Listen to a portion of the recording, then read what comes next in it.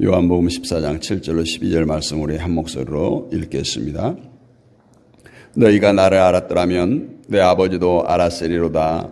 이제부터는 너희가 그를 알았고 또 보았느니라.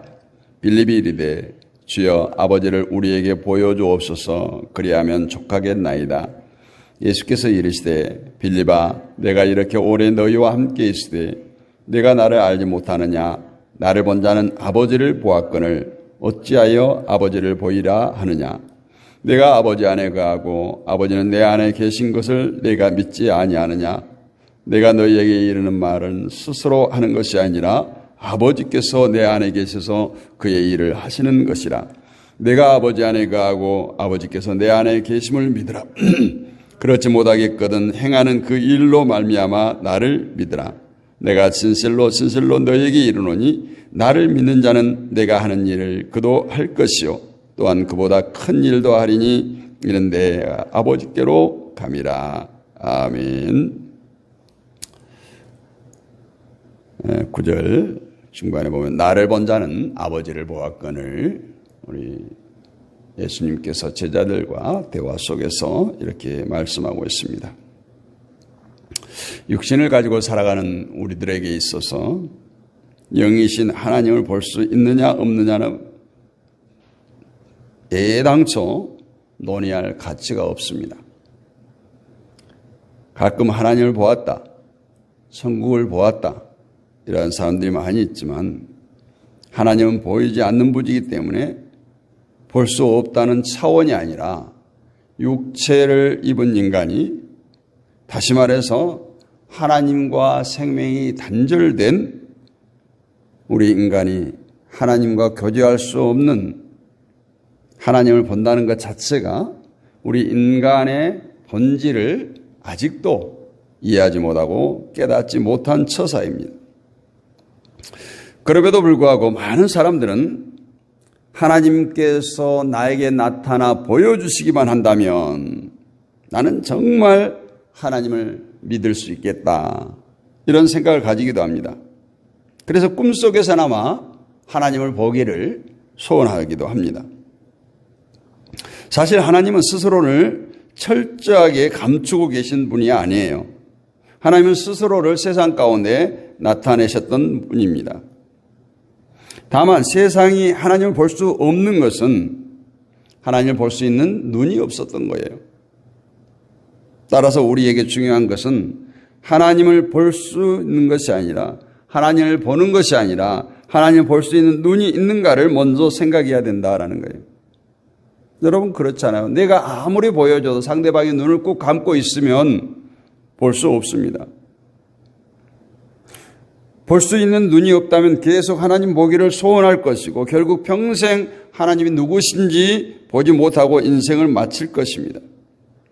그럼 여기서 하나님을 볼 수 있는 눈이 뭔가? 그것은 바로 예수 그리스도를 아는 지혜입니다. 예수 그리스도를 알고 예수 그리스도를 본다면 그는 예수님에게서 하나님을 보고 있는 것입니다. 오늘 본문이 이것을 이야기하고 있어요. 6절 7절에 보면 예수님께서 내가 곧 길이요 진리요 생명이 나로 말미암지 않고는 아버지께로 올 자가 없느니라. 그리고 오늘 7절에 너희가 나를 알았다면 내 아버지도 알았으리로다. 이제부터는 너희가 그를 알았고 또 보았느니라. 이 말씀 후에 빌립이 이르되 주여 아버지를 우리에게 보여주옵소서. 그리하면 족하겠나이다 말하는 것을 볼 수 있어요. 예수님의 제자인 빌립이 예수님과 동고동락하면서 예수님께 가르침을 받고 계속 살았지만 지금 하나님을 보여달라고 합니다. 하나님을 믿는 유대인으로서 하나님을 볼 수 있다는 것은 꿈 같은 이야기예요. 그들은 하나님을 보면 반드시 죽는다는 것을 알았어요. 그래서 유대인들이 하나님을 보고 싶다는 것은 정말 바램이지 내가 하나님을 보고라도 죽겠다 그런 의미가 아니에요. 그런데 예수님께서 아버지를 알았고 또 보았다는 말씀을 합니다. 그러니 스스로 본 적이 없다고 여기는 빌립으로서 하나님을 보여달라는 부탁을 하는 것은 어쩌면 자연스러운 반응이죠. 유대인들에게 있어서 하나님은 저 높고 높은 곳에 계시는 분이에요. 이것은 유대인만 아니라 오늘날 믿는다고 하는 우리 그리스도인들에게도 이런 시각을 가지고 있습니다. 하나님은 하늘 높은 곳에서 지금 우리를 눈동자와 같이 살피신다는 것을 생각하지 하나님께서 이 세상에 오셔서 임마누엘로 함께 하신다는 생각을 까맣게 잊어버려요. 또는 이해를 못합니다.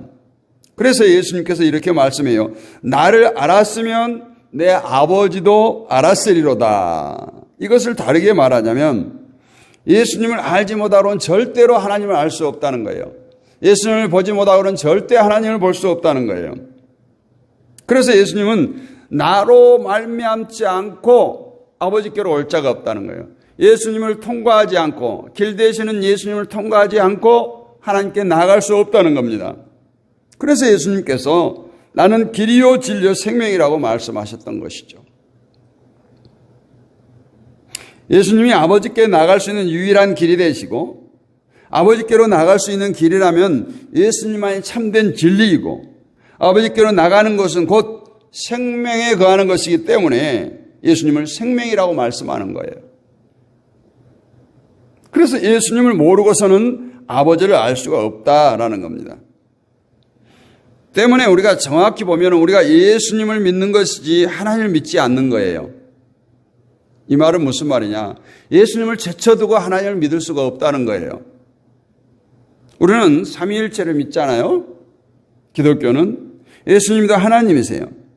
이 말은 하나님을 믿지 말라는 것이 아니라 예수님을 통해서 아버지를 알 수 있고 아버지께 나갈 수 있기 때문에 그리스도를 믿는 것이 곧 아버지를 믿는 것이다 라는 겁니다.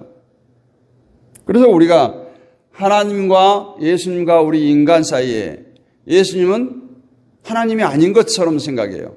그냥 하나님과 우리와의 다리를 놓는 중보자 역할을 하는 우리 막힌 담을 허무는 존재로만 생각합니다. 물론 그 역할도 감당하셨지만 예수님을 본거로 하나님을 본 거라고 오늘 예수님은 계속해서 주장하고 있어요.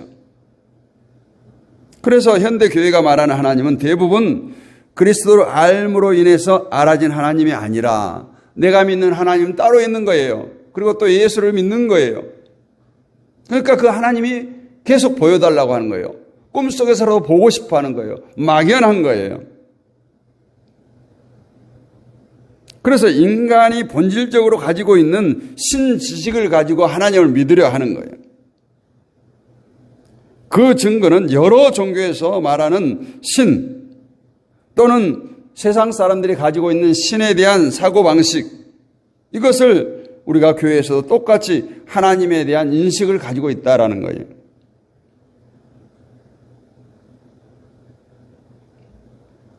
정말 우리가 예수 그리스도를 모르고서는 절대로 하나님을 알 수 없다. 이것을 우리가 새겨야 돼요. 예수 그리스도를 통하지 않고는 절대로 하나님께 나아갈 수 없다. 예수 그리스도를 믿지 않고는 하나님을 믿을 수 없다. 예수 그리스도를 보지 않고는 하나님을 볼 수 없다. 이 생각이 오늘 예수님께서 계속 설파하고 있는, 하고 있는 말씀이에요. 하나님은 이처럼 예수님을 통해서 스스로를 드러내고 계셔. 나타나고 계십니다. 증거하고 계세요. 말씀하고 계세요. 그래서 예수님께서 지금 하는 이 말은 내가 하는 것이 아니라 내 안에 계신 아버지께서 하는 말이라고 말씀해요. 따라서 우리가 하나님을 보고 싶다면 방법은 오직 한 가지예요. 예수 그리스도를 보는 거예요. 예수 그리스도를 아는 거예요. 성경 말씀을 통해서 예수 그리스도가 누구신가를 알 때 그리스도를 통해서 하나님이 누구신가를 알게 되어지는 것입니다. 이러한 말에 대해서 이해하지 못한다면 하나님을 유기적인 어떤 존재와 실체론적으로 이해하기 때문에 그래요. 하나님은 어느 한 곳에 의자에 앉아서 인간 임금이 왕자에 앉은 것처럼 그런 하나님으로 생각하는 거예요. 그런 하나님은 어쩌면 가짜일 수도 있어요. 죄송하지만. 오랜 세월을 교회에 출입하면서 학습해온 지식과 여전히 내가 가지고 있는 세상적인 사고방식, 또 내가 만들어 놓은 신지식으로 형성된 그런 하나님. 물론 다 그렇다는 것은 아니다. 그럴 수도 있다는 것을 말씀드리는 거예요. 한 예를 들어서 말씀을 드려보면 앞서 말한 대로 예수님을 알므로 하나님을 알 수 있고 볼 수 있다 했어요. 그렇다면 예수님이 누구십니까? 내가 아는 예수님은 누구십니까? 여러분이 지금 머릿속에 그려볼 수 있는 예수님은 분명 십자가에 죽음을 당한 분이에요. 그런데 예수님은 로마 군대나 유대인들에게 죽임을 당한 것이 아니에요. 물론 그들이 예수님을 죄인으로 몰고 창으로 찌른 것은 사실이지만 그 예수님의 죽음을 허락하신 분이 있어요. 바로 하나님이십니다. 충분히 예수님은 하나님의 뜻이 아니라면 그 십자가를 내던지고 충분히 로마 병정들을 물리칠 수 있는 그러한 예수님이셨지만 하나님께서 허락하신 십자가의 죽음이기 때문에 하나님께서 인간의 모든 죄를 대속하는 제물로 이 땅에 보내셨기 때문에 그것을 묵묵히 받아들였던 것이죠. 그것을 허용하신 분이 바로 하나님이세요. 만약 하나님께서 예수님의 십자가의 죽음을 허용하지 않았다면 어떻게 될까요? 전 세계가 힘을 모아서 예수님을 죽이려고 해도 죽일 수가 없는 예수님이 그런 분이세요. 이처럼 예수님이 죽으심에서 볼 수 있는 하나님은 사랑하는 아들을 죽음으로 몰아넣으신 분이에요. 사랑하는 아들을 십자가에 못 박으신 분이에요. 예수님께서 죽으면서 외치는 말씀이 있지 않습니까? 엘리 엘리 라마 사박다니, 나의 하나님 왜 나를 버리시나이까? 어찌 보면 비정하다 할 수 있는 하나님 아니에요? 이처럼 하나님 아들을 내어주고 죽음에 내어줌으로써 죄악 가운데 있는 세상이 바로 하나님으로부터 버림받은 존재임을 외치고 있는 거예요. 어쩌면 주님의 그 외침은 하나님으로 버림받은 우리 인간들에게 외치는 소리예요. 그러므로 예수님에게서 하나님을 본다면 그 하나님은 죄악된 인간을 버리시는 분이에요. 다시 말하면 결코 죄를 용납지 않은 분이에요. 죄에 대해서 철저하게 심판하시는 하나님이시라는 거예요. 그러나 그리스도의 보혈 안에서 모든 죄를 용서하시고 가려주시는 분이 바로 하나님이십니다. 이것이 예수님을 알므로 알게 된 하나님인 거예요. 그래서 예수님께서 나를 안고로 하나님을 알고 나를 본고로 하나님을 본 것이다라고 말하는 거예요. 나를 믿는 것이 하나님을 믿는 것이라고 말하는 거예요. 그래서 우리가 흔히 생각하는 하나님께 충성 봉사하면 복을 받는다는, 헌금을 많이 하면 물질의 복을 받고 봉사를 많이 하면 하늘의 상이 크다, 이런 모든 것들, 이것들은 예수를 보지 않고 자기들 머리에서 멋대로 상상하며 만들어낸 그 하나님에 지나지 않는다는 거예요. 우리는 하나님의 기준에 나를 복종하며 살아야 합니다. 나의 기준에 하나님을 끌어온다는 거예요. 하나님 나를 좀 따라와 주세요, 나 좀 도와주세요 하는 그런 바람이 있어서는 안 된다는 거예요. 예수님이 하나님께 대해서 어떻게 사셨어요? 예수님은 철저하게 하나님께서 세우신 기준에 따라 사셨어요. 하나님께서 원하는 삶을 사셨어요. 이러한 예수님을 보면서 하나님이 어떤 분이신가를 우리가 알기를 원합니다. 하나님은 우리 인생을 편안하게 해주기 위해서 일하시는 분이 아니에요. 처음부터 끝까지 하나님의 계획을 성취하기 위해서 우리를 끌어들인 거예요. 이런 표현이 이상하지만 하나님은 하나님의 일을 하기 위해서 우리를 이용하는 거예요. 미안하지만 우리는 그 일부에 부름받은 도구인 거예요. 이것을 잊지 않고 살아가는 것이 매우 중요합니다. 내려놓음, 비움이 다른 거 아니에요. 하나님의 계획대로 하나님의 계획을 성취하기 위해서 나는 하나님께 부름받은 도구입니다, 이렇게 내어놓는 것이 내려놓음이고 비움이에요. 하나님 앞에서 우리 인생은, 특별히 우리 그리스도인들은 하나님을 위해서 존재하는 것이 내 개인을 위해서 존재하는 것이 아닙니다. 그래서 주종 관계예요. 하나님은 우리의 주인이 되시고 우리는 종이에요. 종은 주인에게 이래라 저래라 할 수 없어요. 주인이 시킨 대로 하는 거예요. 종의 소유도 없어요. 주인이 주면 좋고 안 주면 그만인 거예요. 그렇기 때문에 우리 그리스도인들은 하나님 앞에서 어떻게 하는 것이 하나님 앞에 복종하는 것입니까? 물으며 살아야 되고, 내 뜻대로 마옵시고 아버지의 뜻대로 하옵소서, 이 고백이 우리의 고백이 되어야 할 줄로 믿습니다. 이것이 진심으로 예수님을 알고 하나님을 아는 성도라고 말할 수가 있습니다.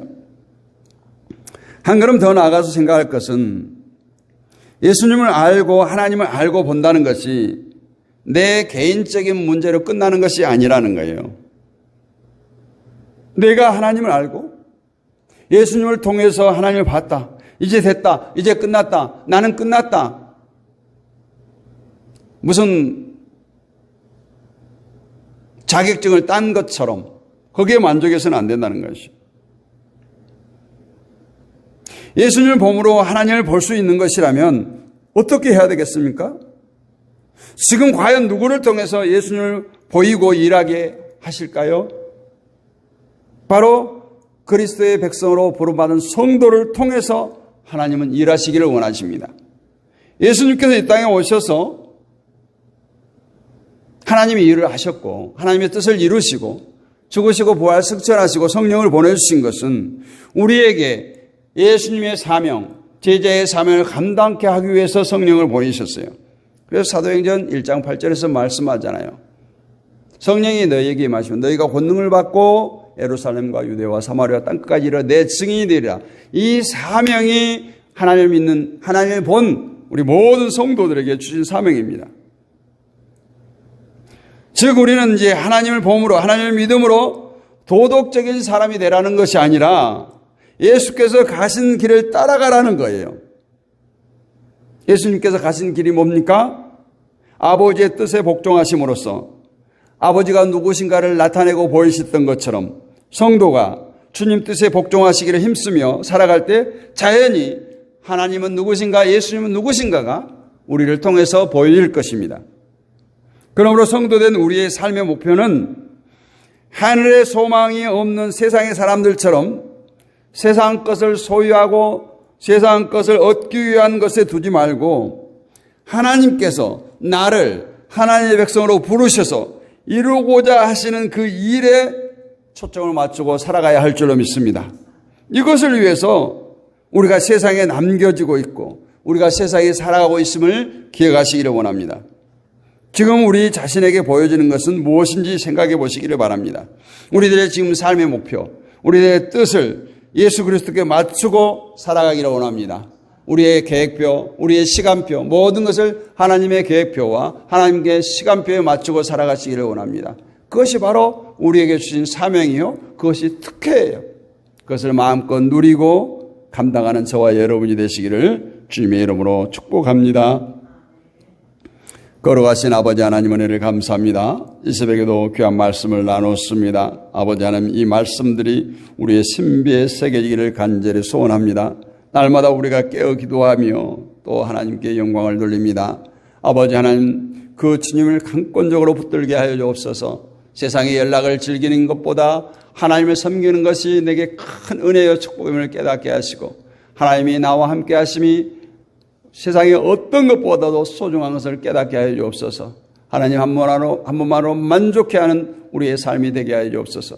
아버지 하나님, 우리가 하나님을 바라볼 때 하나님께서 우리의 모든 것을 책임져 주실 줄로 믿습니다. 우리의 가정을 책임져 주시고 우리의 허리에서 난 자녀손들을 책임져 주시고 우리의 손으로 수고하는 모든 일들 가운데 주님께서 책임져 주시고 우리들의 삶의 모든 부분을 하나님 함께하여 주시고 축복하여 주시옵소서. 오늘 또 아버지 하나님께서 깨어기도 하는 주의 백성들 가운데 함께하여 주시고 저들을 축복하여 주옵시며 날마다 깨어기도 하는 주의 백성들 한 사람 한 사람 놓치지 마시고 저들을 기억하여 주옵소서. 저들의 삶의 여정 가운데 날마다 주님을 바라보기를 원하고 주님 붙들기를 원합니다. 그 손 놓치지 않도록 붙들어 주시고 정말 세상은 흉흉합니다. 아버지 우리를 넘어뜨리고 하는 사단마귀 흑암의 권세는 호시탐탐 삼킬 자를 찾고 두루 다니고 있습니다. 연약한 믿음의 지체들이 강한 믿음을 소유하게 하시고 예수로 충만케 하여 주셔서 아버지 하면서 악한 흑암의 권세를 능히 이길 수 있는 하나님의 백성들이 되게 하여 주옵소서. 아버지 하나님 우리의 가정을 지켜주시옵소서. 어리선한 자녀 손들을 지켜주옵소서. 사업장을 직장을 지켜주시고 우리의 삶의 터전을 아버지 하나님께서 지켜주셔서 아버지 세상에 어떤 악한 권세도 틈타지 못하게 하시고 임마누엘로 항상 붙들어 주옵소서. 믿사옵고 살아계신 우리 주 예수 그리스도의 이름으로 감사드리고 기도하옵나이다. 아멘. 하늘에 계신 우리 아버지 이름을 거룩하게 하시며 아버지의 나라가 오게 하시며 아버지의 뜻이 하늘에서와 같이 땅에서도 이루어지게 하소서. 오늘 우리에게 일용할 양식을 주시고 우리가 우리에게 잘못한 사람을 용서해 주는 것 같이 우리 죄를 용서해 주시고 우리를 시험에 빠지지 않게 하시고 악에서 구하소서. 나라와 권능과 영광이 영원히 아버지의 것입니다. 아멘. 할렐루야. 오늘도 함께 하신 여러분들 사랑하고 축복합니다. 이제 광고 드립니다. 내일과 모레 이틀 새벽 기도는 쉬겠습니다. 제가 유튜브에 방송 예정은 올려놨는데 쉬도록 하겠습니다. 그리고 오늘 1채널 찬양마을과 함께하는 수요 예배도 휴방을 합니다.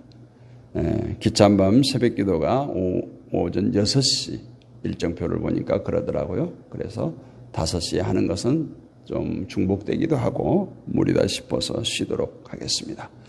그리고 또 기찬밤 수련을 위해서 많이 기도해 주시고 인근에 가까운 데서는 또 참여해 주시고 그랬으면 좋겠습니다.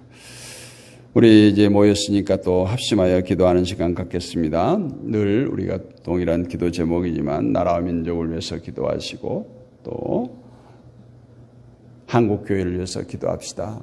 정말 교회가 소망입니다. 교회가 깨어나야 되겠죠. 목회자들을 위해서 기도해 주시고 우리 그리스도인들이 세상에 정말 그리스도의 제자의 삶을 살 수 있도록 기도해 주시고 여러분이 섬기는 교회와 목사님을 위해서 기도해 주시고 남북의 평화를 위해서 기도해 주시고 세계 평화를 위해서 기도해 주시고 파송되는 선교사님들과 또한 우리 믿음의 동역자들을 위해서 기도하시고 온라인 사역자들 질곡 가운데 있는 자들을 위해서 회복을 위해서 우리 주여 크게 한번 부르짖고 기도하겠습니다. 주여 아버지여 아버지 아버지 아버지 아버지 아버지 아버지 아버지 주여